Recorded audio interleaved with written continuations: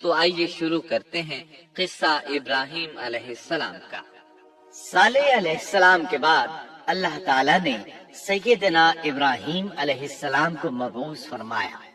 ابراہیم علیہ السلام جد الانبیاء ہیں، عظیم المرتبت اور اولو العزم پیغمبر ہیں۔ آپ کے والد کا نام طارق تھا، جبکہ اس کا لقب آزر تھا۔ آزر مدد کرنے والے کو کہتے ہیں۔ یہ شخص اپنے قبیلے کے افراد کی مدد کیا کرتا تھا، غمخواری کرتا تھا، اس لیے اس کا لقب آزر مشہور ہو گیا تھا۔ قرآن مجید میں ابراہیم علیہ السلام کا قصہ 73 مقامات پر ذکر ہوا ہے۔ یہ 73 مقامات 25 سورتوں میں ہیں، اور یہ بات ابراہیم علیہ السلام کے بلند مرتبت ہونے پر دلالت کرتی ہے۔ ابراہیم علیہ السلام بھی سام بن نوح علیہ السلام کی نسل سے ہیں۔ آپ کی پیدائش عراق کے مشہور شہر بابل میں ہوئی۔ یہ عراق کے شمال میں واقع تھا اور آج بھی موجود ہے۔ بہت بڑا شہر ہے۔ اس وقت بھی بڑی آبادی پر مشتمل تھا۔ یہاں بت پرستی عام ہو چکی تھی۔ اللہ تعالی سورۃ العنکبوت آیت 25 میں فرماتے ہیں، ابراہیم نے کہا کہ تم نے جن بتوں کی پرستش اللہ کے سوا کی ہے، انہیں تم نے اپنی آپس کی دنیاوی دوستی کے بنا پر معبود ٹھہرا لیا ہے۔ مطلب یہ کہ وہ لوگ اللہ کی عبادت بتوں کو اللہ کا شریک ٹھہرا کر کرتے تھے۔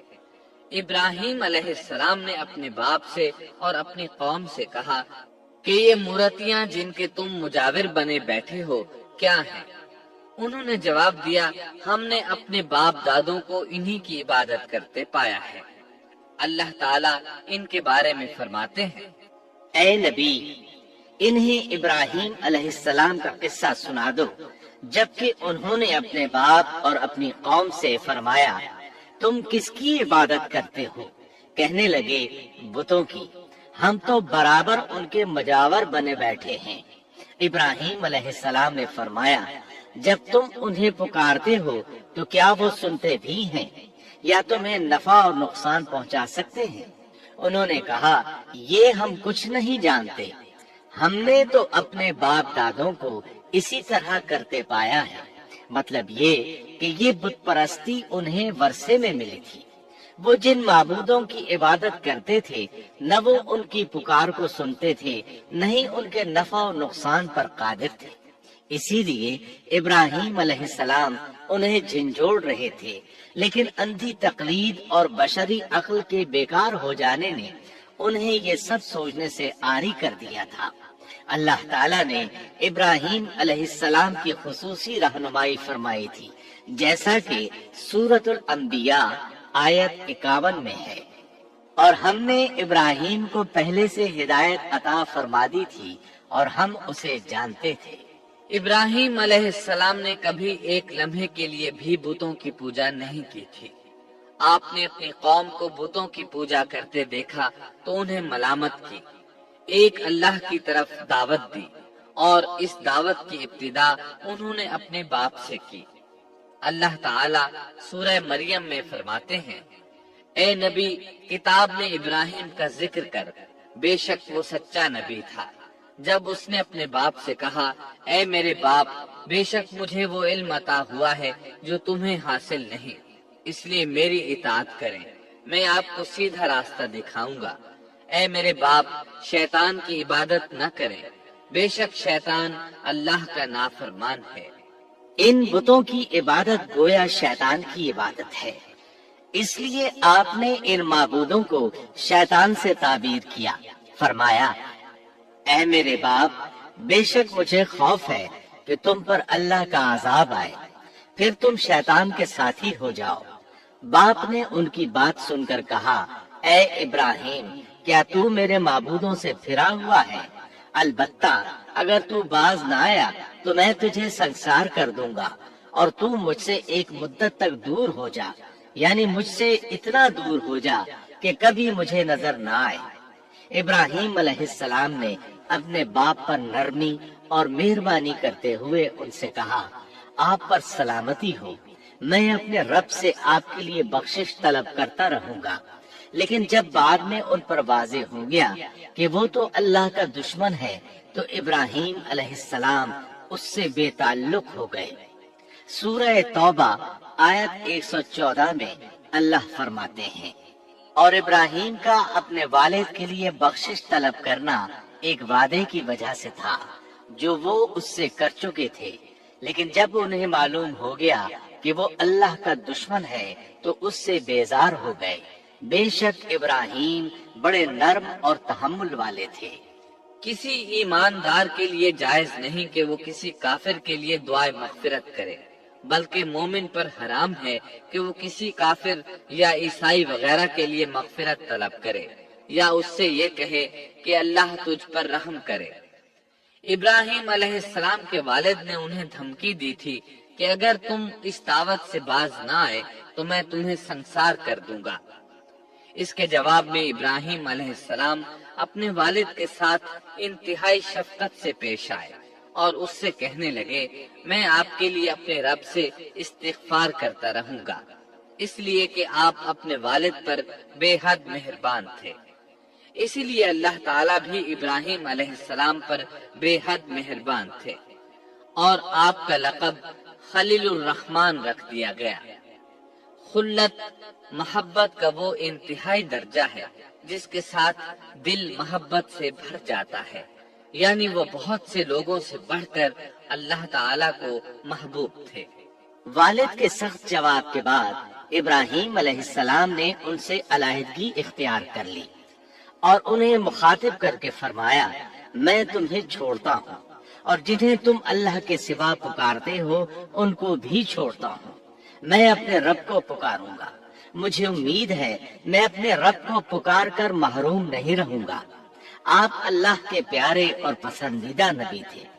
جب آپ نے اپنی قوم کو توحید کی دعوت دی اس وقت آپ نوجوان تھے، آپ کی عمر 16 سال تھی۔ ساتھ میں آپ اس بات پر غور و فکر بھی کرتے کہ آخر یہ لوگ بتوں کی پوجا کیوں کرتے ہیں۔ آپ کا دل ان کے شرک پر بہت کوڑتا۔ آخر آپ نے مصمم ارادہ کر لیا کہ اس شر اور فساد کی جڑ کو کاٹ کر رہیں گے، یعنی ان بتوں کو توڑ کر رہیں گے۔ آپ اپنی قوم کو بتوں کو توڑ دینے کی دھمکی دیتے رہے۔ اس دھمکی کا ذکر اللہ تعالیٰ نے سورۃ الانبیاء آیت 57 میں کیا ہے، اور اللہ کی قسم میں تمہارے بتوں کا علاج کروں گا جب تم پیٹھ پھیر کر جا چکے ہوگے۔ یہ بات ابراہیم علیہ السلام نے پوشیدہ نہیں اعلانیہ کہی تھی۔ آخر انتظار کا وقت ختم ہوا، عید کا دن آ پہنچا۔ عید کے دن وہ لوگ صبح سویرے گھر سے نکلنے سے پہلے کھانا پکا کر اپنے معبودوں کے سامنے رکھتے تھے، پھر شہر سے باہر ایک میدان میں جمع ہوتے، وہاں کھیلتے کودتے خوشیاں مناتے، ناز سے چلتے پھرتے اور کھانا کھاتے۔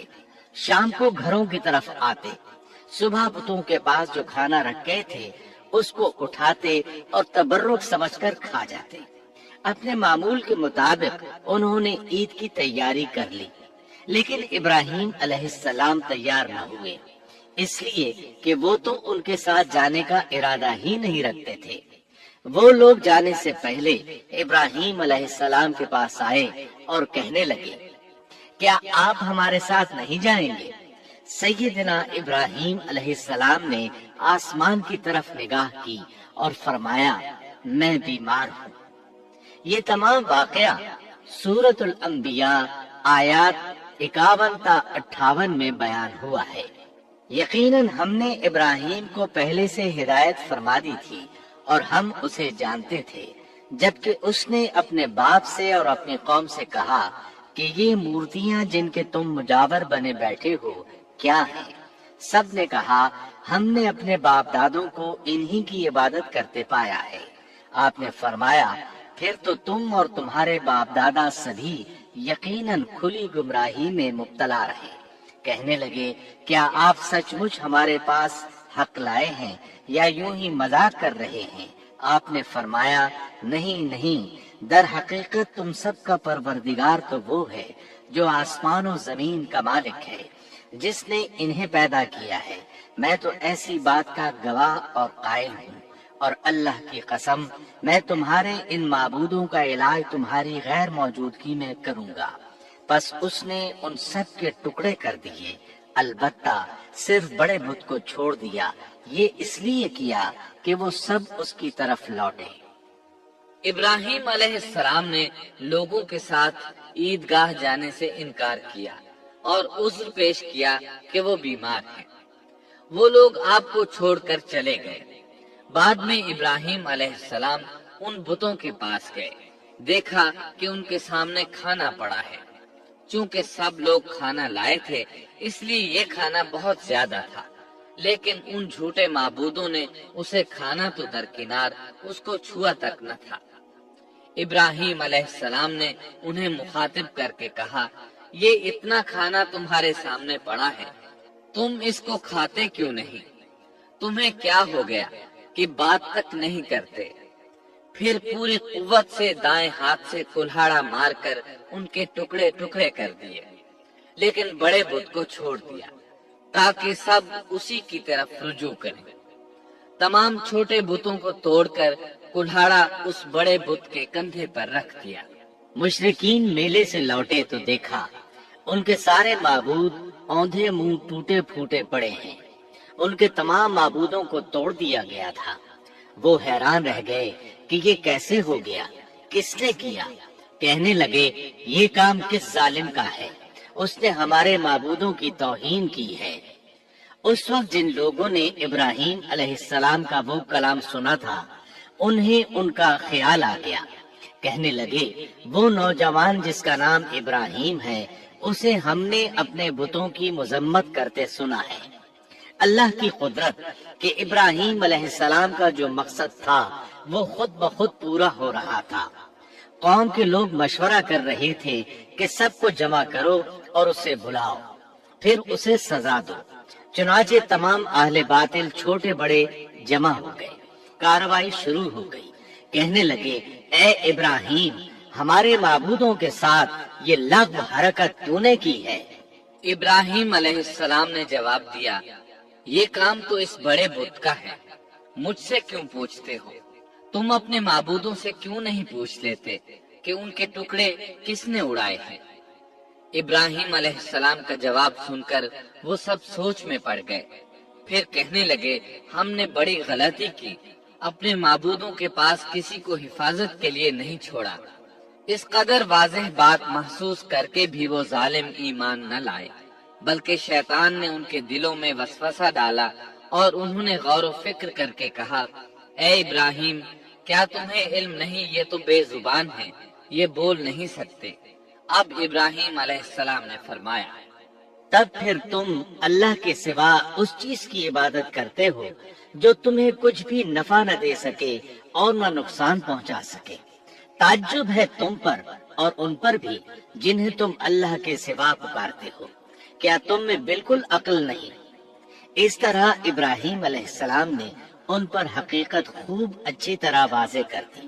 ان سے فرمایا، تم ان کی پوجا کرتے ہو جن کو تم خود تراشتے ہو، یعنی ان کا حال تو یہ ہے کہ تم نے ان کو خود اپنے ہاتھوں سے تراشا اور ان کی عبادت کرنے لگے، جبکہ تمہیں اور تمہاری بنائی ہوئی چیزوں کو اللہ ہی نے پیدا کیا ہے۔ ابراہیم علیہ السلام نے ایک کلہاڑے کی مدد سے ان سب بتوں کو تہس نہس کر دیا تھا۔ یہ اس بات کی واضح ترین نشانی تھی کہ یہ بالکل بے بس ہے، لیکن اس واضح نشانی کے باوجود وہ اپنے کفر ہی پر ڈٹے رہے اور لگے ابراہیم علیہ السلام کو دھمکیاں دینے۔ کہنے لگے، اس کے لیے ایک آتش کدہ بناؤ اور اسے اس دہکتی آگ میں ڈال دو۔ پھر ان لوگوں نے ایک چٹیل میدان کا انتخاب کیا جہاں مٹی نام کی کوئی چیز نہیں تھی۔ اس میدان کو پتھروں کی باڑ کے ساتھ گھیر دیا گیا۔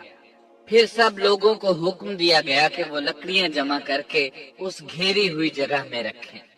چنانچہ سب لوگ لکڑیاں جمع کر کے وہاں لانے لگے، یہاں تک کہ عورتوں اور بچوں نے بھی اس کام میں بڑھ چڑھ کر حصہ لیا۔ میدان میں اتنی لکڑیاں جمع ہو گئیں کہ زمین نظر نہیں آتی تھی۔ یہ لکڑیاں زمین پر ایک اونچی دیوار محسوس ہوتی تھیں۔ پھر ان لکڑیوں کو آگ لگائی گئی۔ جب آگ کے شعلے آسمان سے باتیں کرنے لگے تو انہوں نے ابراہیم علیہ السلام کو آگ میں ڈالنے کے لیے ایک جھولا تیار کیا۔ اس میں سیدنا ابراہیم علیہ السلام کو رکھا گیا۔ اس وقت آپ نے یہ دعا پڑھی، حسبنا اللہ ونعم الوکیل۔ ہمیں اللہ کافی ہے اور وہی بہترین کارساز ہے۔ یہ کلمہ ہر محتاج اور مصیبت زدہ کو پڑھنا چاہیے۔ بخاری میں ہے، رسول اللہ صلی اللہ علیہ وسلم نے فرمایا، حسبنا اللہ و نعم الوکیل ابراہیم علیہ السلام نے اس وقت فرمایا تھا جب انہیں آگ میں پھینکا جانے لگا تھا۔ مطلب یہ کہ ہم اللہ ہی پر بھروسہ کرتے ہیں، اس کے سوا ہمارا کسی پر بھروسہ نہیں۔ بعض روایات میں یہ بھی ہے کہ جب ابراہیم علیہ السلام کو آگ میں ڈالا جانے لگا تو جبریل علیہ السلام آئے اور کہا، اے ابراہیم، کوئی حاجت ہے تو میں حاضر ہوں۔ ابراہیم علیہ السلام نے فرمایا، اگر تم اپنی مرضی سے آئے ہو تو مجھے تمہاری کوئی ضرورت نہیں۔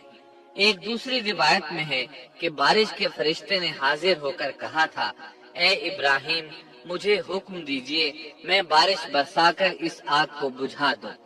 لیکن ایسی تمام روایات ضعیف ہیں۔ یوں بھی اللہ کا حکم ان سے پہلے کام کرنے والا تھا۔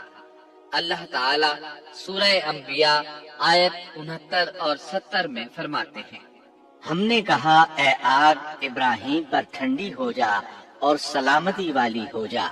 گو انہوں نے ابراہیم کا برا چاہا لیکن ہم نے انہیں ہی نقصان پانے والا کر دیا۔ چنانچہ جب ابراہیم علیہ السلام کو آگ میں ڈالا گیا تو وہ ٹھنڈی ہو گئی۔ ابن عباس رضی اللہ عنہما فرماتے ہیں، اگر اللہ تعالیٰ آگ سے یہ نہ فرماتے کہ سلامتی والی ٹھنڈی ہو جا تو وہ اس قدر سرد ہو جاتی کہ اس کی ٹھنڈک سے تکلیف محسوس ہوتی۔ گویا آگ بھی اللہ کے حکم کے بغیر نہیں جلا سکتی، چھری اللہ کے حکم کے بغیر نہیں کاٹ سکتی، اس لیے کہ یہ بھی اللہ کی مخلوق ہیں اور ان کی قدرت بھی اللہ کے پاس ہے۔ وہ چاہے تو ان کو قدرت عطا کر دے، چاہے تو قدرت واپس لے لے۔ آگ کو ٹھنڈا ہونے کا حکم ہوا، وہ ٹھنڈی ہو گئی۔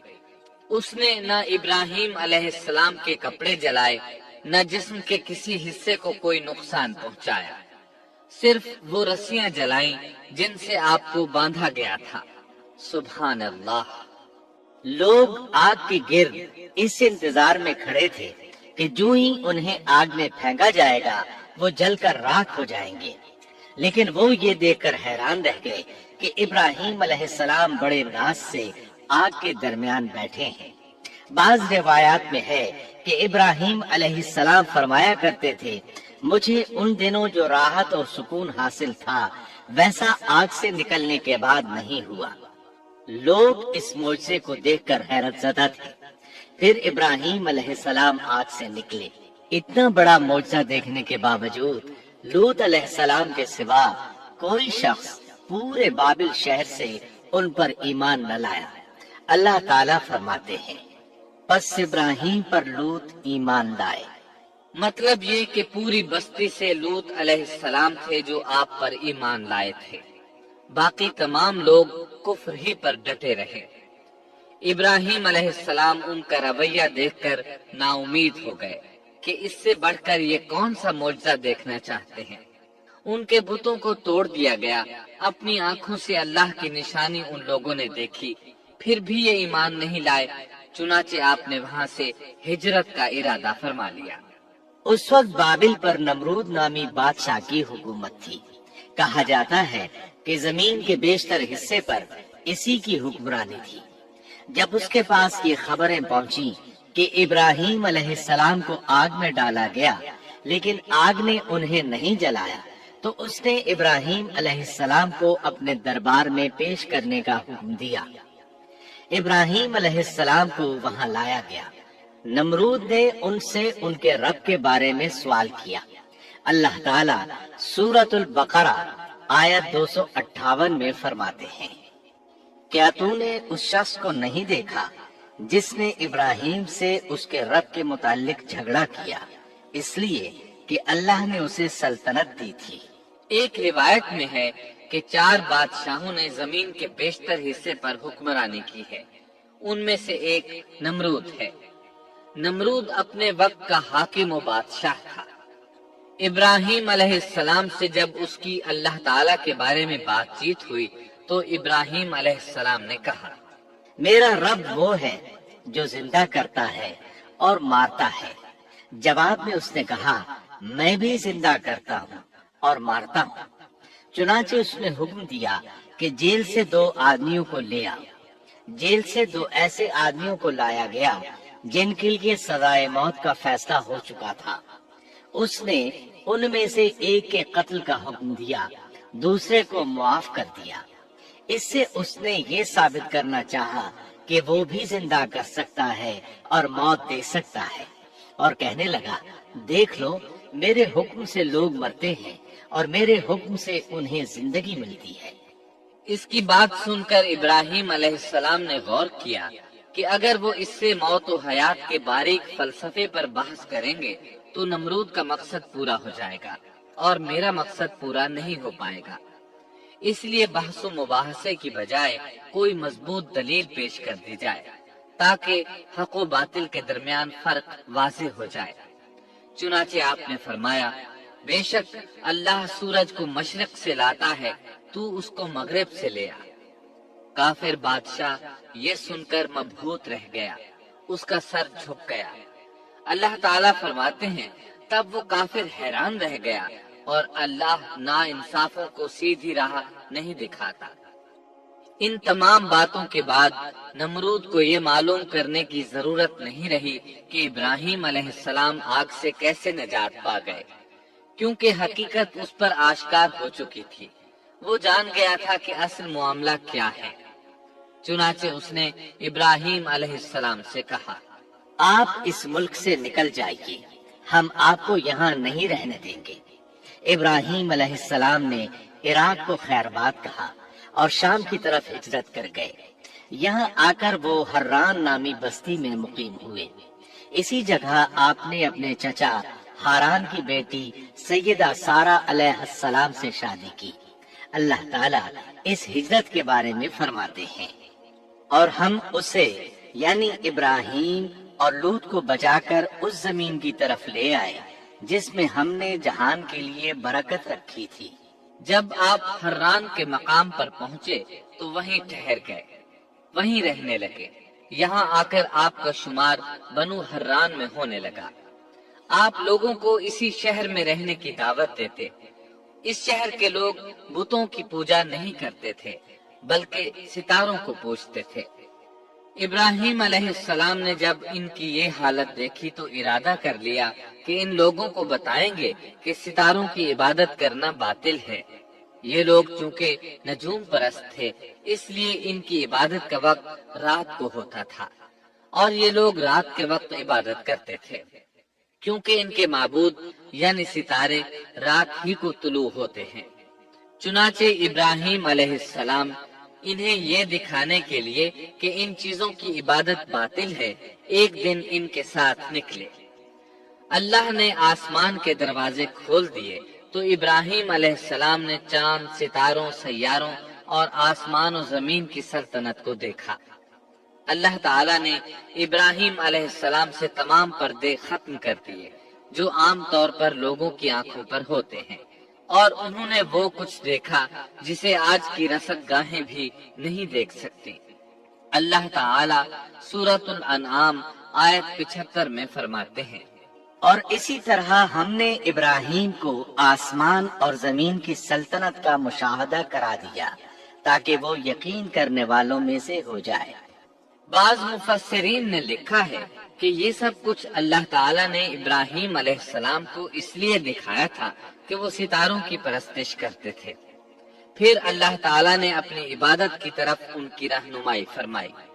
جن مفسرین نے یہ بات لکھی وہ غلطی پر ہے، کیونکہ ایک جلیل القدر رسول کے متعلق ایسا گمان کرنا کبیرہ گناہ ہے۔ آسمان اور زمین کی سلطنت اور دیگر معجزات دکھانے کے بعد اللہ تعالیٰ فرماتے ہیں آسمان اور زمین کی پیدائش یقیناً انسان کی پیدائش سے بہت بڑا کام ہے۔ اللہ تعالیٰ ایک دوسرے مقام پر فرماتے ہیں آسمان اور زمین میں بہت سی نشانیاں ہیں جن سے یہ منہ موڑ کر گزر جاتے ہیں۔ ابراہیم علیہ السلام حران شہر کے ستارہ پرستوں کو لے کر ایک رات نکلے۔ اچانک ایک ستارہ طلوع ہوا، اس کی چمک دمک بہت تھی، شکل صورت کے لحاظ سے بھی بہت خوبصورت تھا۔ اس وقت ابراہیم علیہ السلام نے بطور مذاق کہا یہ میرا رب ہے، لیکن جب وہ ستارہ کچھ دیر بعد چھپ گیا تو کہنے لگے یہ تو غروب ہو گیا، یہ رب کیسے ہو سکتا ہے؟ جو چھپ جائے وہ رب نہیں ہو سکتا، پس میں تو غروب ہونے والوں کو پسند نہیں کرتا۔ اگلے روز وہ پھر ان لوگوں کو ساتھ لے کر نکلے تو چاند کو دیکھا۔ یہ شکل صورت میں ستاروں سے کہیں زیادہ خوبصورت تھا، روشن تھا، لیکن یہ بھی غروب ہو گیا۔ تو ابراہیم کہنے لگے اگر مجھے میرے رب نے ہدایت نہ کی تو میں گمراہ لوگوں میں شامل ہو جاؤں گا۔ اے اللہ تو کہاں ہے؟ اپنی طرف میری رہنمائی کر۔ ان باتوں سے ابراہیم علیہ السلام ان لوگوں کو غور و فکر کی دعوت دے رہے تھے تاکہ وہ غور کریں آخر رب چھپ کیسے سکتا ہے؟ اگر چاند رب ہے اور دن کے وقت کسی کو اپنے معبود کی حاجت ہوگی تو وہ کیا کرے گا؟ لہذا چاند کسی صورت رب نہیں ہو سکتا۔ پھر جب دن چڑھا اور سورج طلوع ہوا تو کہنے لگے یہ میرا رب ہے، یہ تو سب سے بڑا ہے۔ پھر لوگوں کو مخاطب کر کے کہنے لگے تم رات کو چھوٹے چھوٹے ستاروں کی پوجا کرتے ہو، کیوں نہ تم اتنے بڑے ایک ہی رب کی پوجا کر لو۔ لیکن جب وہ بھی غروب ہو گیا تو کہنے لگے یقیناً میں تمہارے شرک سے بیزار ہوں، یہ معبود کیسے ہو سکتے ہیں؟ ان میں تو تبدیلی آتی رہتی ہے، کبھی طلوع ہوتے ہیں کبھی غروب ہوتے ہیں۔ یہ اس بات کی دلیل ہے کہ یہ مخلوق ہیں اور ان کا خالق کوئی اور ہے جس کے حکم کے یہ تابع ہیں۔ جب یہ خود مخلوق ہیں اور کسی اور کے تابع ہیں تو کسی کو نفع نقصان پہنچانے پر کس طرح قادر ہو سکتے ہیں؟ پھر اپنی قوم کو مخاطب کر کے کہنے لگے میں اپنا رخ اس کی طرف کرتا ہوں جس نے آسمانوں کو یکسو ہو کر پیدا کیا، اور میں شرک کرنے والوں میں سے نہیں ہوں۔ اب بھی وہ اپنی بات پر اڑے رہے۔ تب آپ نے فرمایا تم مجھ سے اللہ کے بارے میں جھگڑ رہے ہو، مجھے تو اللہ راہ دکھا چکا ہے اور اس نے مجھے دلیل عطا فرمائی ہے۔ میں یقیناً جانتا ہوں کہ تمہارے تمام معبود بے بس اور بے طاقت ہیں۔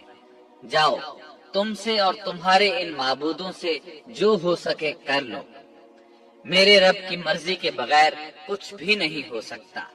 میرے رب نے ہر چیز کے علم کو اپنے گھیرے میں لے رکھا ہے، کیا پھر بھی تم نصیحت حاصل نہیں کرو گے؟ اور میں تمہارے معبودوں سے خوف کیوں کھاؤں؟ تم اللہ سے نہیں ڈرتے؟ ان کو اللہ کا شریک ٹھہرا رہے ہو۔ اللہ نے اس کی کوئی دلیل نازل نہیں کی۔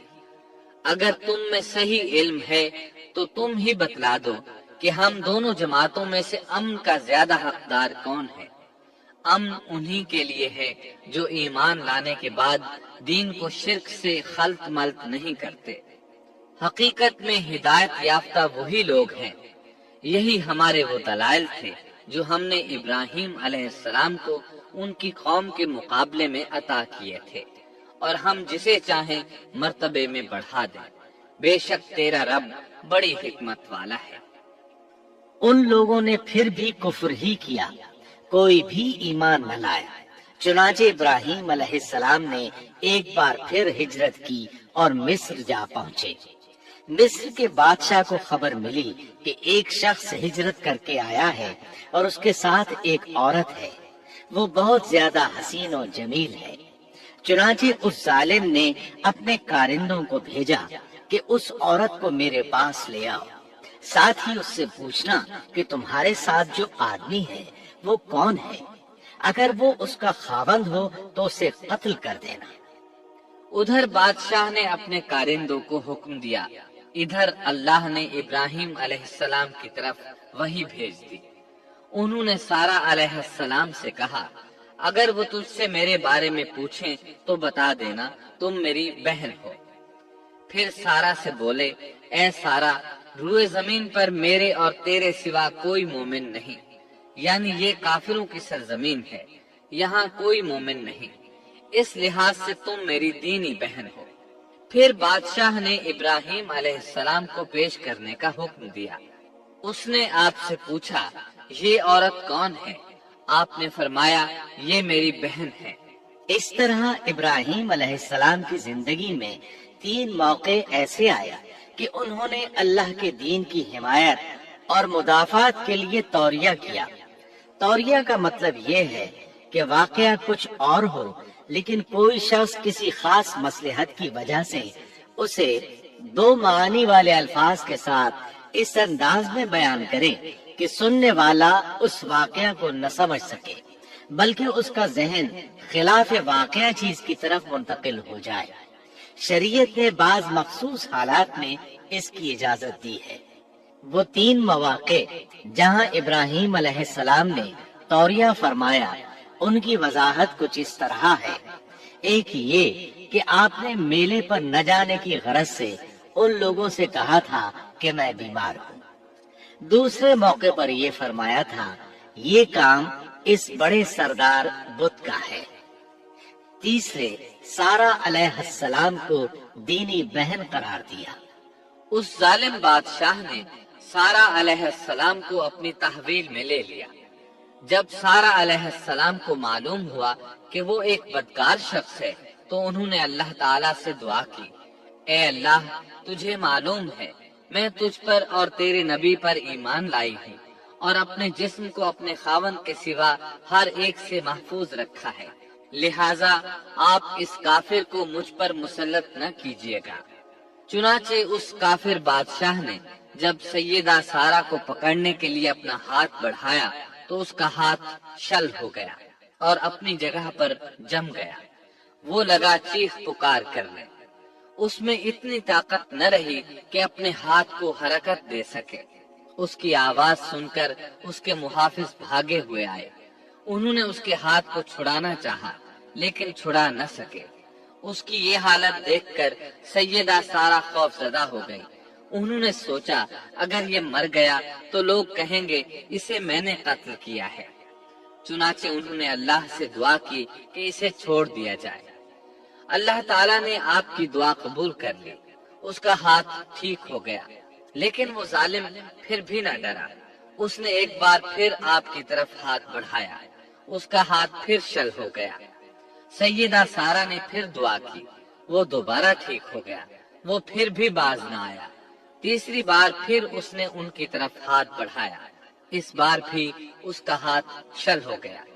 اب وہ سیدہ سارہ علیہ السلام سے کہنے لگا، اب کی بار اگر تو مجھے اس مصیبت سے نجات دلائے گی تو میں تجھے چھوڑ دوں گا اور کبھی تیرے آڑے نہیں آؤں گا۔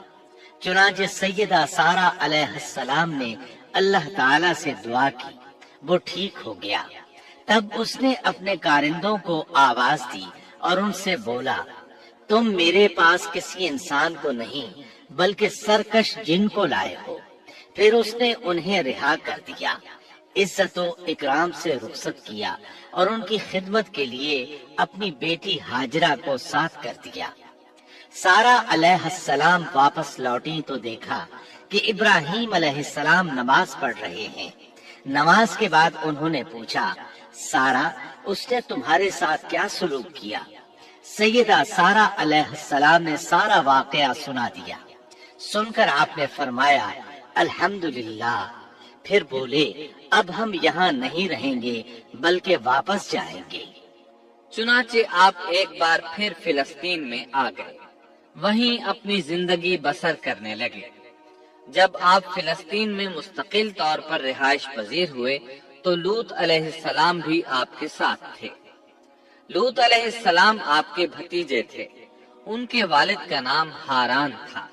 یہ بچپن ہی سے سیدنا ابراہیم علیہ السلام کے زیر سایہ رہے، انہی کے ہاں پرورش پائی، اس لیے دین حق فوراً قبول کر لیا۔ جب سیدنا ابراہیم علیہ السلام نے عراق سے شام کی طرف ہجرت کی تو یہ آپ کے ساتھ تھے۔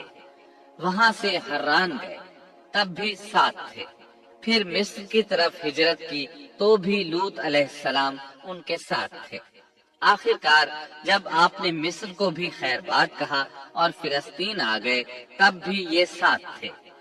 اب ابراہیم علیہ السلام نے لوط علیہ السلام کو حکم دیا کہ وہ بستی سدوم کی طرف چلے جائیں، اس لیے کہ اس بستی کے لوگ کفر کی انتہائی گہرائی میں جا چکے ہیں۔ انہیں کفر و شرک سے نکالنے کے لیے وہاں جائیں، انہیں اللہ کے احکام سنائیں، اللہ کی طرف دعوت دیں۔ چنانچہ لوط علیہ السلام تو اس طرف روانہ ہو گئے اور ادھر فلسطین میں صرف 3 مسلمان رہ گئے، ابراہیم علیہ السلام، ان کی زوجہ محترمہ سیدہ سارہ اور سیدہ ہاجرہ علیہم السلام وہیں رہائش پذیر رہے اور لوگوں کو مسلسل اللہ کی طرف دعوت دیتے رہے۔ یہاں یہ بے شمار مال و دولت کے بھی مالک بن گئے۔ جب ان کی عمر 85 یا 86 سال ہوئی تو سارہ علیہ السلام نے سوچا، میں بانجھ ہوں، میرے خاوند بوڑھے ہیں لیکن اولاد کی تمنا ہے، تو کیوں نہ میں اپنی لونڈی ہاجرہ ہدیے اور تحفے کے طور پر ابراہیم علیہ السلام کو دے دوں۔ چنانچہ ہاجرہ ابراہیم علیہ السلام کو مل گئیں، انہوں نے ان سے شادی کر لی۔ اللہ رب العزت نے جلد ہی ان کے بطن سے آپ کو اسماعیل علیہ السلام عطا فرمائے۔ ہاجرہ علیہ السلام کے ماں بننے پر اور ان کی اولاد کو دیکھ کر سیدہ سارہ علیہ السلام کو فطری طور پر غیرت کا احساس ہوا۔ اللہ کی قدرت دیکھیے، خود ہی انہیں ہاجرہ کو تحفے میں دیا تاکہ اولاد حاصل ہو، اور جب وہ ماں بن گئیں تو اب غیرت محسوس کر رہی ہیں۔ اپنی اس کیفیت سے مجبور ہو کر سیدہ سارہ نے ابراہیم علیہ السلام سے کہا، آپ مجھے اس کے ساتھ ایک جگہ پر نہ رکھیں۔ مورخین اور سیرت نگار لکھتے ہیں کہ ہاجرہ علیہ السلام ایک نطاق پہنا کرتی تھی، یعنی وہ جسم کے درمیان ایک لمبا کپڑا لٹکا لیتی تھی تاکہ وہ کپڑا گھسٹ گھسٹ کر قدموں کے نشانات مٹا دے اور سارہ کو نظر نہ آئے، کیونکہ سارہ غیرت کی حد کو پہنچ چکی تھی۔ ابراہیم علیہ السلام نے جب سارہ علیہ السلام کے اندر غیرت کے آثار دیکھے تو ہاجرہ کو ان کی نگاہوں سے دور کر دیا۔ ادھر اللہ کا حکم بھی نازل ہو گیا کہ اپنی بیوی ہاجرہ اور دودھ پیتے بچے اسماعیل کو ساتھ لے لیں اور مکہ کی طرف رخ کر لیں۔ ابراہیم علیہ السلام مکہ کی طرف روانہ ہوئے، یہاں تک کہ مکہ پہنچ گئے۔ یہ جگہ اس وقت بالکل ویران اور بے آباد تھی، نہ کوئی انسان تھا، نہ پانی، نہ نباتات کے آثار تھے، غرض کوئی چیز نظر نہیں آتی تھی۔ بس پہاڑوں کے درمیان ایک بے آب و گیاہ میدان تھا۔ یہی وہ مقدس اور تاریخی وادی تھی جہاں ابراہیم علیہ السلام اپنی زوجہ اور لخت جگر کو چھوڑ کر واپس پلٹے۔ سیدہ ہاجرہ علیہ السلام کو بہت حیرت ہوئی، انہیں یہ امید نہیں تھی کہ ان کے خاوند انہیں ایک بے آباد جگہ تنہا چھوڑ کر چل دیں گے۔ اس پر بچے کی ذمہ داری الگ تھی، چنانچہ انہوں نے ابراہیم علیہ السلام کو آواز دی، لیکن انہوں نے مڑ کر بھی نہ دیکھا۔ اب وہ ان کے پیچھے آئیں اور قریب پہنچ کر بولی، اے ابراہیم، ہمیں کہاں چھوڑے جا رہے ہو؟ یہاں نہ پانی، نہ خوراک، نہ کوئی انسان۔ ابراہیم علیہ السلام نے پھر بھی کوئی جواب نہ دیا، کوئی پریشانی بھی ظاہر نہ کی اور چلتے رہے۔ سیدہ ہاجرہ بھی آپ کے پیچھے چلتی رہیں اور پوچھتی رہیں کہ ہمیں کس کے حوالے کر کے جا رہے ہیں؟ یہاں تو کوئی بھی جاندار نہیں، مکمل طور پر بے آباد علاقہ ہے۔ لیکن انہوں نے اب بھی کوئی توجہ نہ دی۔ آخر سیدہ ہاجرہ نے کہا، کیا آپ کو اللہ نے اس کام کا حکم دیا ہے؟ اب آپ نے جواب میں فرمایا، ہاں۔ تب سیدہ ہاجرہ بولی، اگر یہ بات ہے تو اللہ تعالیٰ ہرگز ہمیں ضائع نہیں ہونے دے گا۔ جب انسان اللہ کے احکام کو بجا لائے تو اس کے دل سے فقر و فاقے کا خوف نکل جاتا ہے اور اللہ اسے طرح طرح کے انعامات سے نوازتا ہے۔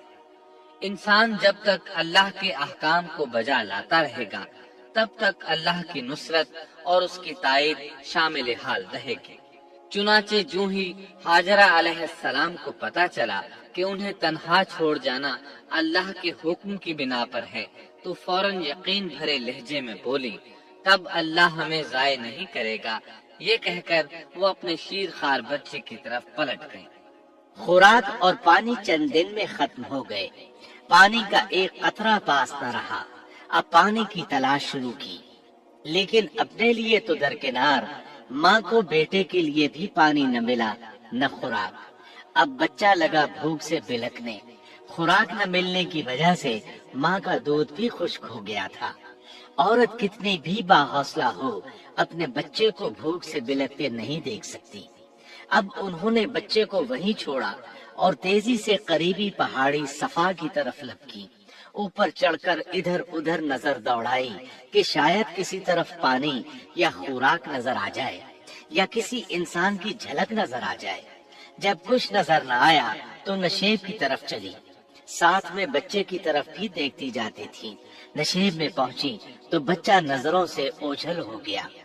اس پر اور بے چین ہوئی اور بلندی کی طرف دوڑی۔ اس طرح مروا پہاڑی پر چڑھ گئی۔ وہاں بھی چاروں طرف نگاہ دوڑائی لیکن کچھ نظر نہ آیا۔ خیال آیا کہ پھر کوشش کرنی چاہیے۔ اس خیال سے مروا پہاڑی سے اتری اور صفا کی طرف چل دی۔ درمیان میں نشیب کی وجہ سے بچہ نظر نہ آیا تو دوڑنے لگی۔ اس طرح پھر صفا پر چڑھ گئی۔ اللہ اکبر! ایک تو عورت ذات کمزور، پھر بھوک پیاس سے نڈھال، اس پر کس قدر سعی اور کوشش میں مصروف، وہ بھی اپنے بچے کے لیے۔ بہرحال بار بار کوشش کے خیال سے انہوں نے صفا اور مروہ پہاڑیوں کے درمیان 7 چکر لگائے۔ یہی وجہ ہے مسلمان عازمین حج صفا و مروہ کے درمیان سعی کرتے ہیں تاکہ اس واقعے کی یاد تازہ ہو جائے۔ جب وہ آخری مرتبہ مروہ پر پہنچی تو انہوں نے ایک آواز سنی۔ یہ آواز اسماعیل علیہ السلام کے قریب سے آئی تھی۔ انہوں نے پوری توجہ سے آواز کو سننے کی کوشش کی اور جلدی سے اسماعیل کے قریب پہنچی۔ کیا دیکھتی ہیں؟ اسماعیل کے قدموں کے نیچے سے پانی پھوٹ رہا ہے، کیونکہ جبریل علیہ السلام کو اللہ نے اس صابرہ خاتون کی مدد کے لیے بھیجا تھا۔ انہوں نے زمزم والی جگہ پر اپنا پر مارا تو اسماعیل کے قدموں کے پاس سے ایک عظیم چشمہ رحمت نمودار ہوا۔ مستقبل کے پیغمبر کے قدموں کے نیچے سے اللہ نے جبریل فرشتے کے ذریعے زمین پھاڑ کر پانی نکال دیا۔ یہی آب زمزم کا آغاز تھا۔ ہاجرہ علیہ السلام پانی کو آنکھیں پھاڑ پھاڑ کر حیرت سے دیکھ رہی تھی۔ ان کی خوشی کی انتہا نہ رہی جب انہوں نے دیکھا پانی پھوٹ پھوٹ کر چاروں طرف بہ رہا ہے۔ زمین ہموار تھی، اس لیے انہوں نے زمین کو کھودنا شروع کر دیا تاکہ پانی ادھر ادھر نہ بہ جائے۔ پھر انہوں نے اس گڑھے کے چاروں طرف پتھر رکھ دیے اور زبان سے بولی، زم زم، اس کا مطلب ہے رک جا۔ نبی اکرم صلی اللہ علیہ وسلم کا فرمان ہے، اللہ اسماعیل کی والدہ پر رحم فرمائے، اگر وہ جلد بازی سے کام نہ لیتی تو زمزم ایک بہنے والا چشمہ ہوتا۔ لیکن انہوں نے اس کے گرد بند باندھ دیا۔ انہیں دراصل اس وقت پانی کی شدید ضرورت تھی، اس لیے انہوں نے پانی کو اپنے پاس جمع کر لیا تاکہ بہہ کر ضائع نہ ہو جائے۔ انہوں نے اسماعیل کو پانی پلایا، خود بھی خوب پیا، اور یہ اللہ تعالیٰ کی طرف سے ان کی مہمان نوازی تھی۔ وہاں کوئی اور انسان نہیں تھا، نہ کھانے کی کوئی چیز تھی، بس یہی آب زمزم ان کے لیے کھانے اور پینے کا کام دے رہا تھا۔ اب چونکہ زمزم ایک چشمہ بن گیا تھا، اس لیے پرندے بھی آنے لگے۔ انہی دنوں عرب کے قبیلوں میں سے ایک قبیلہ بنو جرہم یمن کو خیر بات کہہ کر اس طرف آ رہا تھا۔ یمن میں ایک بہت بڑا ڈیم تھا۔ پہاڑوں کے درمیان انہوں نے پانی کو روک کر ایک بہت بڑا بند قائم کر رکھا تھا۔ اس سے پورا سال آسانی سے کھیتی باڑی کرتے تھے۔ اس ڈیم کی بدولت ان کا آبپاشی کا نظام بہت اچھا تھا۔ جب اس ڈیم کو اللہ تعالیٰ نے توڑا تو تمام لوگ وہاں سے منتشر ہو گئے اور جزیرہ عرب کے اطراف میں منتقل ہونے لگے۔ وہیں سے ہجرت کرنے والا ایک قبیلہ بنو جرہم تھا۔ یہ لوگ بنیادی طور پر عرب تھے۔ یہ قبیلہ سفر میں رہتا، جہاں کہیں پانی اور چراگاہ نظر آتے وہیں پڑاؤ ڈال دیتے۔ جب وہاں خوراک ختم ہو جاتی تو آگے سفر شروع کر دیتے۔ چونکہ وہ بہت بڑے تاجر تھے، اس بنا پر ان راستوں سے خوب واقف تھے۔ انہیں چشموں کا خوب علم تھا۔ ملک شام کی طرف بھی ان کی آمد و رفت تھی۔ یہ قبیلہ بنو جرہم مکہ کے قریب پہنچا تو فضا میں پرندوں کو منڈلاتے پایا۔ کہنے لگے ان پرندوں کی موجودگی میں ضرور کوئی راز ہے۔ اب انہوں نے اپنے کچھ آدمی اس طرف بھیجے۔ یہ لوگ جلد ہی چشمے تک پہنچ گئے۔ انہوں نے وہاں ایک عورت اور اس کے بچے کو پایا۔ پھر وہ لوگ ان کے پاس آئے، وہاں پڑاؤ ڈالنے کی اجازت مانگی۔ سیدہ ہاجرہ نے فرمایا، ٹھیک ہے، لیکن شرط یہ ہے کہ تمہیں اجرت ادا کرنا ہوگی۔ ان کے لیے یہ سستا سودا تھا۔ ان کے پورے قبیلے کو سامان زندگی مل رہا تھا، جبکہ صرف ایک عورت اور اس کے بیٹے کی ذمہ داری ان پر عائد ہو رہی تھی۔ انہوں نے فوراً حامی بھر لی اور وہاں رہائش اختیار کر لی۔ اس طرح یہ لوگ سیدہ ہاجرہ علیہ السلام کی معیشت کا ذریعہ بن گئے، اور اس طرح سیدنا اسماعیل علیہ السلام بنو جرہم میں پرورش پاتے رہے۔ انہوں نے ان لوگوں سے عربی سیکھ لی اور ان سے بھی زیادہ عربی دان بن گئے۔ فصاحت اور بلاغت سے عربی میں بات چیت کرنے لگے۔ پھر ان کی اس قبیلے میں شادی ہو گئی۔ ان کی اولاد سے عرب قوم کا آغاز ہوا۔ انہی میں سے سرور کائنات محمد صلی اللہ علیہ وسلم کی ولادت باسعادت ہوئی۔ بنو جرہم کی آمد اور آبادی ابراہیم علیہ السلام کی دعا کا نتیجہ تھی۔ جب انہوں نے اپنی بیوی اور بچے یعنی دو کمزور انسانوں کو اس ویران جگہ چھوڑا تھا تو یہ دعا مانگی تھی، اے ہمارے پروردگار، میں نے اپنی کچھ اولاد اس بے آباد جنگل میں تیرے حرمت والے گھر کے پاس بسائی ہے۔ یہاں یہ سوال پیدا ہوتا ہے کہ کیا اس وقت بیت اللہ کی تعمیر ہو چکی تھی؟ درست بات یہ ہے کہ اس وقت خانہ کعبہ کی تعمیر نہیں ہوئی تھی۔ پھر سوال پیدا ہوتا ہے کہ کیا ابراہیم علیہ السلام کے زمانے سے پہلے اس کی تعمیر ہو چکی تھی یا صرف جگہ ہی معروف تھی؟ اس بارے میں دو طرح کی روایات ہیں۔ بعض میں آتا ہے کہ صرف اس کی جگہ معروف تھی، اور بعض میں ہے کہ ابراہیم علیہ السلام سے پہلے شیس علیہ السلام نے اس کو تعمیر کیا تھا، اور وہ گردش ایام کے ساتھ ساتھ منہدم ہو کر ختم ہو گیا۔ لیکن بہرحال اس کی جگہ معلوم تھی اور وہی پہلا گھر تھا، جیسا کہ اللہ نے خبر دی ہے۔ اللہ تعالیٰ نے پہلا گھر جو لوگوں کے لیے مقرر کیا تھا وہی ہے جو مکہ میں ہے، اور وہ پوری دنیا کے لیے برکت اور ہدایت والا ہے۔ ابراہیم علیہ السلام نے اللہ تعالیٰ سے یہ دعا مانگی تھی، اے ہمارے پروردگار، میں نے اپنی کچھ اولاد اس بے کھیتی کے جنگل میں تیرے حرمت والے گھر کے پاس بسائی ہے۔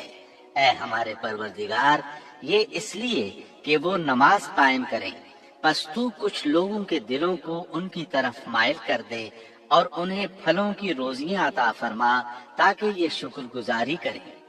دن گزرتے رہے اور اسماعیل علیہ السلام بنو جرہم کے ماحول میں عمر کی منزلیں طے کرتے رہے اور وہ ہوش سنبھالنے کے قریب ہو گئے۔ ابراہیم علیہ السلام ہر سال ایک دو بار اپنے گھرانے کی دیکھ بھال کے لیے چکر لگاتے تھے۔ جب اسماعیل علیہ السلام نے ہوش سنبھالا تو ایک بار پھر ایک عظیم آزمائش کا وقت آ گیا۔ ہوا یوں کہ ایک مرتبہ ابراہیم علیہ السلام مکہ تشریف لائے۔ ایک جگہ آرام کے لیے بیٹھے کہ نیند کی وادی میں پہنچ گئے۔ نیند میں انہوں نے خواب دیکھا کہ اپنے لخت جگر کو اپنے ہاتھ سے ذبح کر رہے ہیں۔ ساتھ ہی آنکھ کھل گئی۔ ابراہیم علیہ السلام جانتے تھے کہ انبیاء کرام کے خواب حقیقت ہوتے ہیں، اللہ کی طرف سے وحی ہوتے ہیں، اور شیطان کسی صورت ان کے خواب میں نہیں آ سکتا۔ لہٰذا انہوں نے اس خواب کے مطابق عمل کرنے کا پختہ ارادہ کر لیا، کسی قسم کی پریشانی کا شکار نہ ہوئے۔ اللہ رب العزت نے اس عظیم اور تعجب خیز واقعے کا قرآن مجید میں ذکر کرتے ہوئے فرمایا، اور ابراہیم نے کہا میں تو ہجرت کر کے اپنے پروردگار کی طرف جانے والا ہوں، وہ ضرور میری رہنمائی کرے گا۔ اے میرے رب، مجھے نیک بخت اولاد عطا فرما۔ تو ہم نے ایک بردبار بچے کی بشارت دی۔ پھر جب بچہ اتنی عمر کو پہنچا کہ اس کے ساتھ چلنے پھرنے لگا تو ابراہیم نے کہا، میرے پیارے بیٹے، میں نے خواب دیکھا ہے کہ میں تجھے ذبح کر رہا ہوں، اب تو بتا تیری کیا رائے ہے؟ یہاں سوال پیدا ہوتا ہے کہ ابراہیم علیہ السلام نے اسماعیل علیہ السلام سے مشورہ کیوں لیا؟ وہ چاہتے تو اسماعیل کو سوتے میں ذبح کر دیتے، اس طرح اللہ کا حکم بجا لاتے۔ وہ بیٹے کے پاس کیوں گئے اور ان سے مشورہ کیوں لیا؟ جی ہاں، یہ مسئلہ یاد رکھنے کے قابل ہے کہ ہر مسلمان پر لازم ہے کہ وہ اپنے دوسرے مسلمان بھائی کو اجر و ثواب میں شامل کرنے کی کوشش کرے۔ ابراہیم علیہ السلام نے بیٹے کو ثواب میں شامل کرنے کے لیے انہیں اللہ کے حکم سے آگاہ کیا۔ یہ نہ چاہا کہ میں اکیلا ہی اجر لیتا رہوں، بلکہ دوسرے کی خیر خواہی کو پیش نظر رکھا۔ والدین کے لیے آپ کے اس انداز میں نصیحت موجود ہے، یہ کہ اولاد کو ثواب کے مواقع فراہم کریں، ان کی صحیح تربیت کریں۔ اگر صدقہ کرنے کا موقع ملے تو بچوں کے ذریعے صدقہ کرائیں، تاکہ انہیں بھی اللہ کے راستے میں خرچ کرنے کی عادت پڑے۔ جب کسی دینی مجلس میں بیٹھنے کا موقع ملے تو اپنی اولاد کو بھی ساتھ لے کر جائیں۔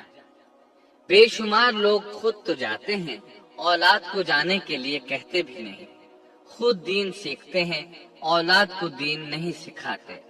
ابراہیم علیہ السلام نے اسماعیل علیہ السلام سے رائے لی۔ سبحان اللہ، انہوں نے جواب میں فرمایا، اے ابا جان، آپ کو جو حکم ملا ہے کر گزریے۔ یہ نہیں کہا کہ مجھے تو حکم نہیں ہوا، بلکہ فوراً سر تسلیم خم کر دیا، اس لیے کہ وہ جانتے تھے انبیاء کا خواب حقیقت پر مبنی ہوتا ہے، اللہ کی وحی ہوتا ہے، اس لیے بالکل پریشانی ظاہر نہ کی۔ یہ تک نہ پوچھا مجھے کیوں ذبح کر رہے ہیں، یا میرا کیا جرم ہے، یا آپ کے پاس کون سا صریح حکم آیا ہے۔ انہوں نے ایسی کوئی بات نہ کہی۔ اللہ کی فرما برداری اسی کو کہتے ہیں۔ چنانچہ اپنے باپ سے کہا، اے ابا جان، آپ کو جو حکم ہوا ہے اس کو کر گزریے، انشاءاللہ آپ مجھے صبر کرنے والوں میں پائیں گے۔ علماء کرام فرماتے ہیں اس جملے سے ان کا انتہائی ادب اور احترام شامل ہے، اور اس میں زبردست توکل موجود ہے۔ یہ نہیں کہا کہ آپ مجھے صبر کرنے والوں میں سے پائیں گے، بلکہ آپ نے اللہ کی مشیت کو جملے میں شامل کیا اور فرمایا، انشاءاللہ آپ مجھے صبر کرنے والوں میں سے پائیں گے۔ لہٰذا مسلمانوں کو دھوکے میں نہیں پڑنا چاہیے۔ یہ نہ کہے میں سفر کروں گا، میں فلاں کام کروں گا، میں فلاں کام کے کرنے کی طاقت رکھتا ہوں، بلکہ یوں کہے اللہ نے چاہا تو میں سفر کروں گا، اللہ نے چاہا تو فلاں کام کروں گا۔ اپنے علم اور طاقت کے دھوکے میں پڑنا سراسر نادانی ہے۔ ہر چیز کا تعلق اللہ سے قائم کرے، جیسا کہ اللہ تعالیٰ فرماتے ہیں، اور ہرگز کسی کام پر یوں نہ کہنا کہ میں اسے کل کروں گا، مگر ساتھ ہی انشاءاللہ کہہ لینا۔ اپنی زبان کو اللہ کے ذکر سے سجا کر رکھو اور ہمیشہ اپنے معاملات کو اللہ کی طرف لوٹاؤ۔ بہرحال باپ بیٹا دونوں ہی مصمم ارادے کے ساتھ اللہ کا حکم پورا کرنے کے لیے پیش ہو گئے۔ اسماعیل علیہ السلام نے اپنے والد محترم سیدنا ابراہیم علیہ السلام سے کہا، جب آپ مجھے ذبح کرنے لگیں تو میری پیشانی کو زمین پر رکھ دیجیے گا تاکہ آپ کو میرا چہرہ نظر نہ آئے اور کہیں آپ کے ہاتھ رک نہ جائیں۔ اب ابراہیم علیہ السلام نے بیٹے کی پیشانی پکڑ کر زمین پر لٹا دیا جیسا کہ اللہ تعالیٰ نے فرمایا۔ جب دونوں مطیع ہو گئے اور ابراہیم نے اسے پیشانی کے بل لٹا دیا، اب انہوں نے چھری پکڑی اور گردن پر چلا دی، لیکن چھری نے گردن نہ کاٹی، بالکل اسی طرح جیسے آگ نے ابراہیم کو نہیں جلایا تھا، اس لیے کہ چھری میں کاٹنے کی طاقت اور آگ میں جلانے کی صلاحیت اللہ کے حکم کے بغیر نہیں آ سکتی۔ اللہ نے دونوں سے یہ طاقتیں سلب کر لی۔ اب ابراہیم زور لگا رہے ہیں، ادھر اسماعیل علیہ السلام کہہ رہے ہیں ابا جان جلدی کیجیے، چھری چلائیے۔ اللہ تعالیٰ نے اس واقعے کا ذکر یوں فرمایا ہے، جب وہ دونوں مطیع ہو گئے اور ابراہیم نے اسے پیشانی کے بل لٹا دیا۔ اس مطیع ہونے سے مراد اللہ کے حکم کو نافذ کرنا ہے۔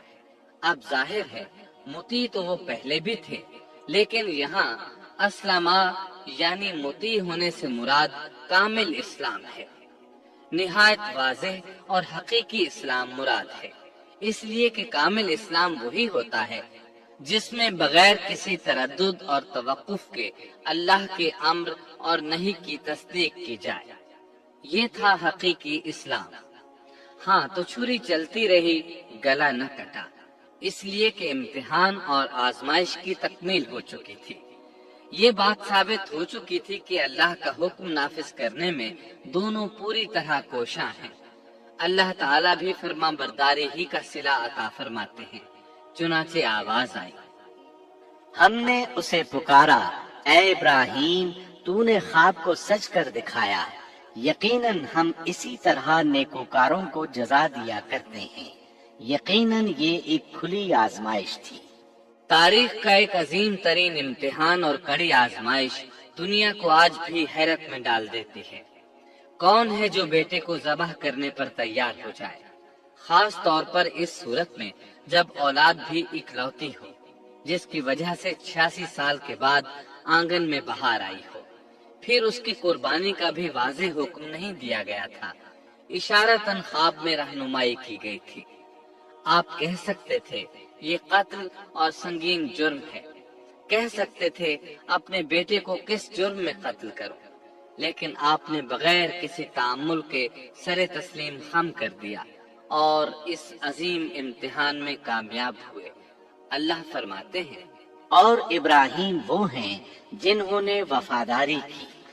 اس آیت میں یہ نہیں بتایا گیا کہ کس چیز میں وفاداری کی، اس لیے کہ وہ تو ہر معاملے میں مکمل طور پر وفاداری کا مظاہرہ کر چکے تھے۔ آگ میں ڈالے جانے والا معاملہ، بیوی اور بچے کو لقودق میدان میں چھوڑ آنے کا معاملہ، پھر ذبح کا امتحان، تعمیر بیت اللہ کی مشقت، غرض ہر معاملے میں وفادار تھے، حتیٰ کہ اپنا مال اللہ کے راستے میں خرچ کرنے میں اس قدر وفادار کہ ابو زیفان کے لقب سے مشہور ہو گئے۔ اس کا معنی ہے مہمان نواز۔ کسی مہمان کو دسترخوان پر اپنے ساتھ بٹھائے بغیر ایک لقمہ نہیں کھاتے تھے، باہر نکلتے مہمان تلاش کرتے، پھر اس کے ساتھ مل کر کھانا کھاتے، مہمان نہ ملتا تو سخت غمگین ہو جاتے۔ اس طرح انہوں نے اللہ کے ہر حکم کی پاسداری کی۔ ذبح والے اس امتحان کا اللہ نے انہیں کیا صلہ دیا؟ اللہ فرماتے ہیں، ہم نے اسے عظیم ذبیحے کا بدلہ عطا کیا۔ چھری نے گلا نہ کاٹا۔ ایسے میں ابراہیم علیہ السلام نے ایک آواز سنی، آواز پیچھے سے آئی تھی۔ انہوں نے مڑ کر دیکھا، جبریل علیہ السلام نظر آئے۔ وہ آسمان سے ایک مینڈھا لے کر آئے تھے، دنیا کے مینڈھوں میں سے نہیں بلکہ جنت کا مینڈھا لائے تھے۔ سیدنا عبداللہ بن عباس رضی اللہ عنہما سے روایت ہے کہ وہ مینڈھا جنت میں 40 سال تک چرتا رہا۔ سفید رنگ، کشادہ آنکھوں، خوبصورت سینگوں والا حسین و جمیل مینڈھا تھا۔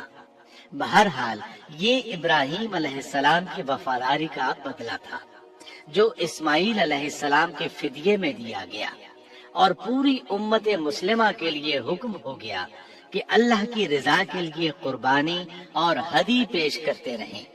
کعبے کے پاس حرم الہی میں ہر سال یہ سنت ادا کی جاتی ہے، اور ان کے ساتھ ساتھ پوری زمین کے تمام خطوں پر بسنے والے مسلمان بھی اس عظیم فرمانبرداری کی علامت کے طور پر قربانیاں پیش کرتے ہیں۔ مینڈھے کے ذکر کا مطلب یہ ہے کہ ہم سنت ابراہیمی پر گامزن ہو جائیں۔ یہ مینڈھا ہمیں اللہ کے لیے قربانی کا سبق دیتا ہے۔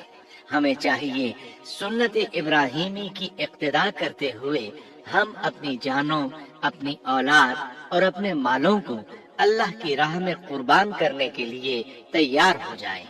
اللہ تعالیٰ فرماتے ہیں، اور ہم نے اسے عظیم ذبیحہ عطا کیا، اور ہم نے اس کا پچھلوں میں ذکر خیر چھوڑا، سلامتی ہو ابراہیم پر۔ اسی طرح ہی ہم نیکوکاروں کو جزا دیتے ہیں، یقیناً وہ ہمارے مخلص بندوں میں سے تھا۔ اور اسی طرح اللہ فرماتے ہیں، اور ہم نے اسے نیکوکار نبی اسحاق کی ولادت کی خوشخبری سنائی۔ یہ خوشخبری فلسطین کی طرف واپس لوٹنے کے بعد سنائی گئی۔ ایک اکلوتے بیٹے کی قربانی کے لیے تیار ہو جانے کے صلے میں اور سارہ علیہ السلام کی عظمت اور تکریم کے مد نظر اللہ تعالی نے اسحاق کی خوشخبری سنا دی۔ یہ آیت ذبح کے واقعے کے بعد اللہ تعالی نے ذکر فرمائی ہے، اس لیے معلوم ہوا پچھلی آیات میں اسحاق کے علاوہ کسی اور بیٹے کا ذکر ہوا ہے، اور وہ اسماعیل علیہ السلام ہی تھے، جبکہ یہودی روایات میں اسحاق علیہ السلام کو ذبیح قرار دیا جاتا ہے۔ یہ بالکل غلط ہے۔ ذبح کے واقعے کے بعد اسحاق علیہ السلام کی بشارت مل رہی ہے، پھر بھلا وہ پیدا ہونے سے پہلے ہی ذبیح کیسے بن گئے؟ اس لیے یہ قطعی بات ہے کہ اسماعیل علیہ السلام ہی ذبیح ہیں۔ اس کے کئی اور بھی دلائل ہیں جن کے ذکر کرنے کا یہاں موقع نہیں۔ بہرحال اس عظیم آزمائش میں بے مثال کامیابی کے بعد ابراہیم علیہ السلام فلسطین آئے، اور 120 سال کی عمر میں اسحاق علیہ السلام کی بشارت ملی، جبکہ سارہ علیہ السلام کی عمر 90 سال تھی۔ ان پر بڑھاپا طاری ہو چکا تھا۔ ایسے میں 3 فرشتے آئے، وہ تو قوم لوط کی تباہی کے لیے آئے تھے۔ راستے میں اللہ کے حکم سے ابراہیم علیہ السلام اور ان کی اہلیہ سارہ کو خوشخبری سنائی، اور اس غرض کے لیے وہ انسانی شکل میں آئے تھے۔ ابراہیم علیہ السلام تو پہلے ہی بہت مہمان نواز تھے۔ انہیں دیکھ کر بہت خوش ہوئے کہ مہمان آ گئے۔ فرشتوں نے انہیں سلام کیا۔ ابراہیم علیہ السلام نے سلام کا جواب دیا۔ وہ حیرت زدہ تھے کہ یہ لوگ ان کی بستی کے رہنے والے تو ہیں نہیں، لیکن ان پر سفر کے نشانات بھی نہیں ہیں، جیسا کہ دور سے چل کر آنے والوں میں ہوتے ہیں۔ نہ ان کے پاس سواریاں ہیں۔ قرآن مجید میں آتا ہے، فرشتوں نے سلام کیا تو ابراہیم نے بھی سلام کیا، اور دل میں خیال کیا یہ اجنبی لوگ ہیں۔ پھر وہ اپنی مہمان نوازی کی عادت کے مطابق انہیں اندر لے آئے، ان کے لیے کھانے کا انتظام کیا۔ اللہ تعالیٰ فرماتے ہیں، ہمارے بھیجے ہوئے فرشتے ابراہیم کے پاس خوشخبری لے کر آئے تو انہوں نے سلام کیا۔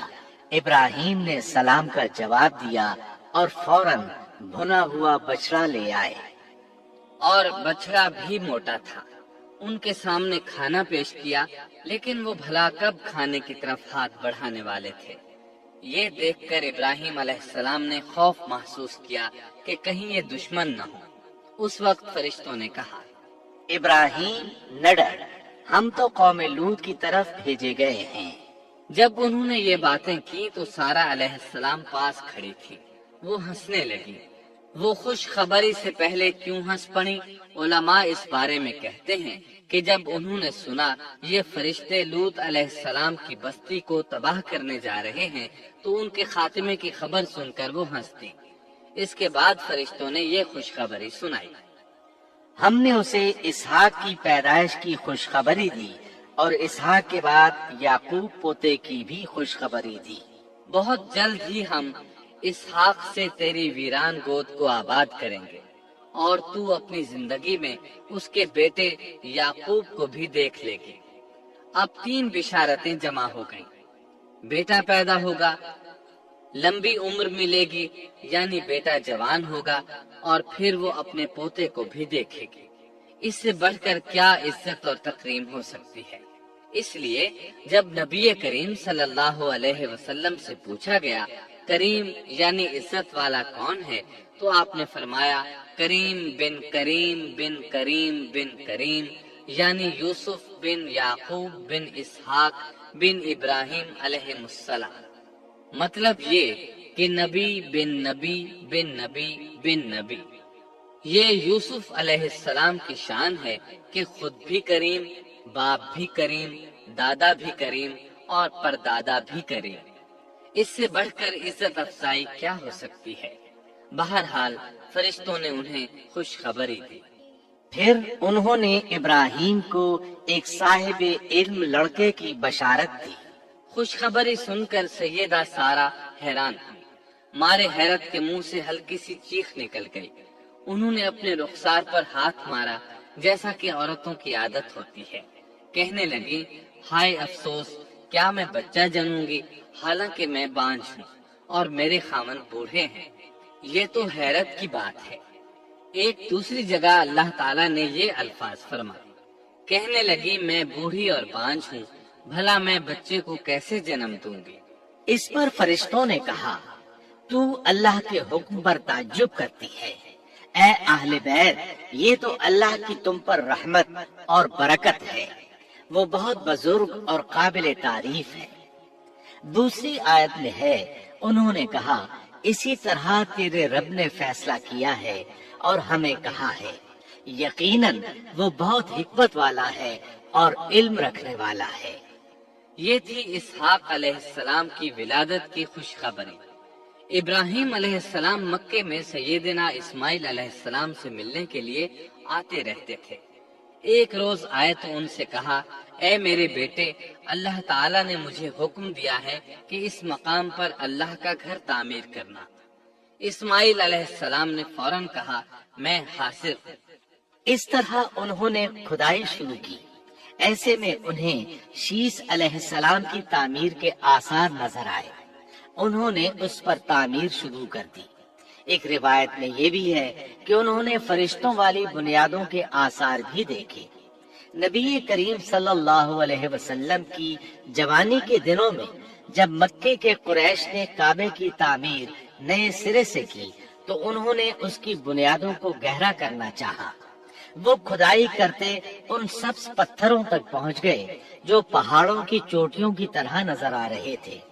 انہوں نے ان پتھروں کو نکالنا چاہا۔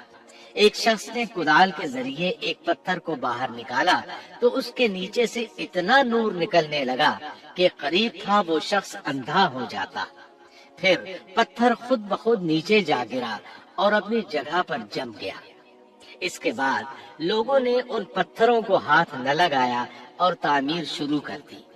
قرآن مجید میں تعمیر کعبہ اور بیت اللہ کا تذکرہ اس طرح آیا ہے، اور جب ہم نے بیت اللہ کے مکان میں ابراہیم کو جگہ دی اور فرمایا کہ میرے ساتھ شرک نہ کرنا اور میرے گھر کو طواف، قیام اور رکوع و سجود کرنے والوں کے لیے پاک رکھنا، اور فرمایا بے شک لوگوں کے لیے جو پہلا گھر تعمیر کیا گیا ہے وہ مکہ میں ہے، وہ جہان والوں کے لیے برکت اور ہدایت کا ذریعہ ہے، اس میں واضح نشانیاں ہیں، مثلا مقام ابراہیم، تو جو کوئی حرم میں داخل ہوگا وہ امن میں آ جائے گا۔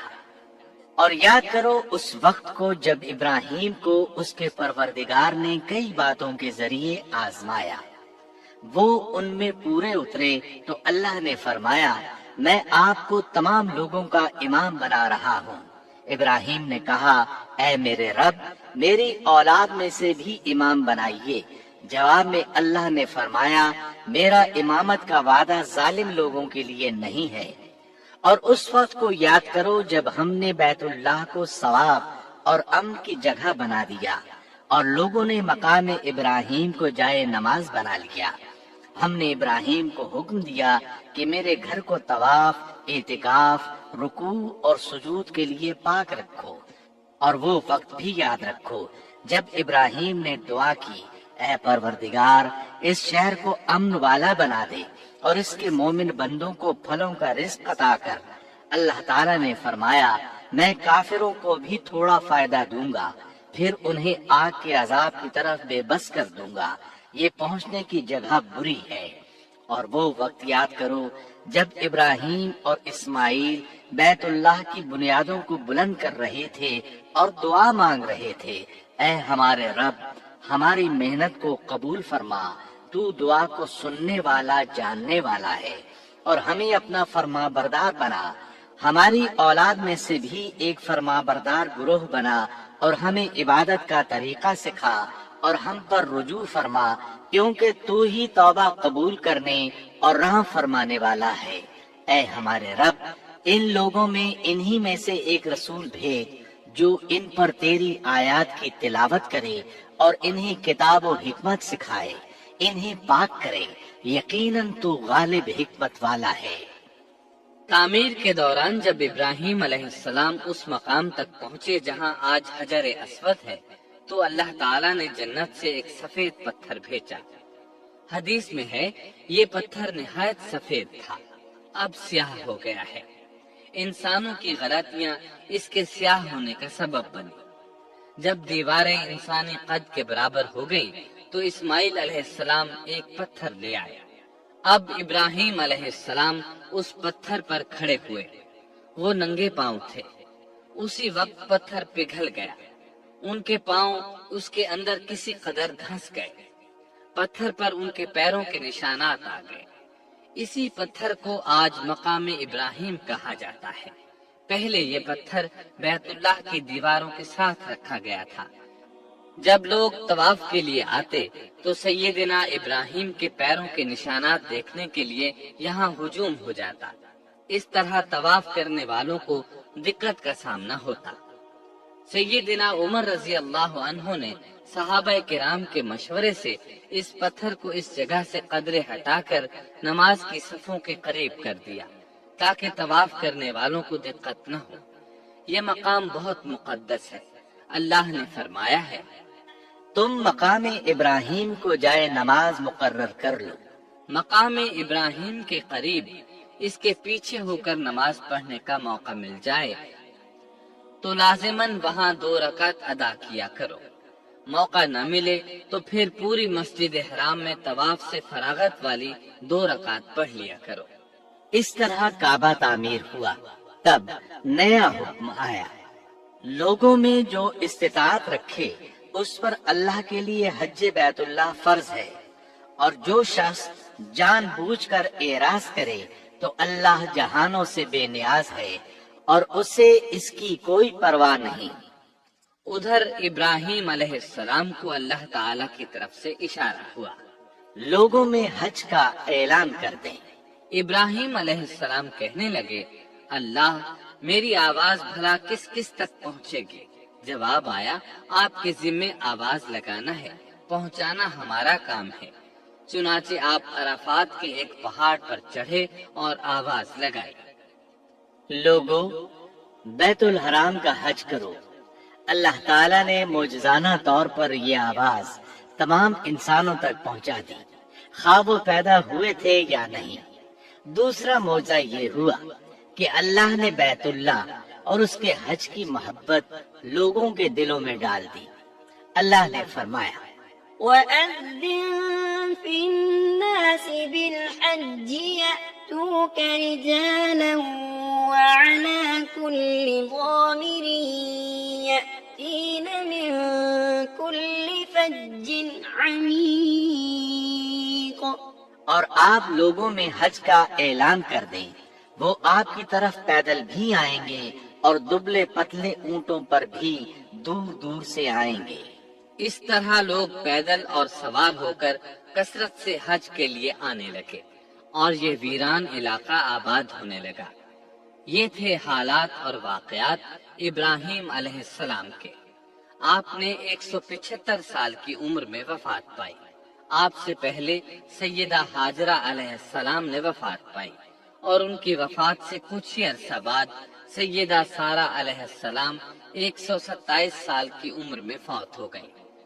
ان دونوں کی وفات کے بعد آپ غمگین رہنے لگے۔ آخر اتنی مدت تک ساتھ رہا تھا۔